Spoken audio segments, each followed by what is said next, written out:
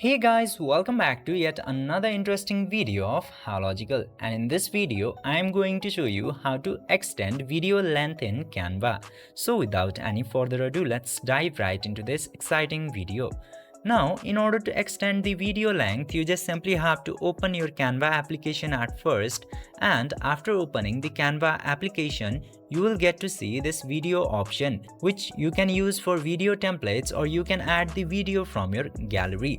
Now, in order to extend the video, just simply select any of the video from this tab, and after opening the video, this type of interface will appear. Now you just simply have to select the video from this menu and then hold this button at the right side and scroll it further right.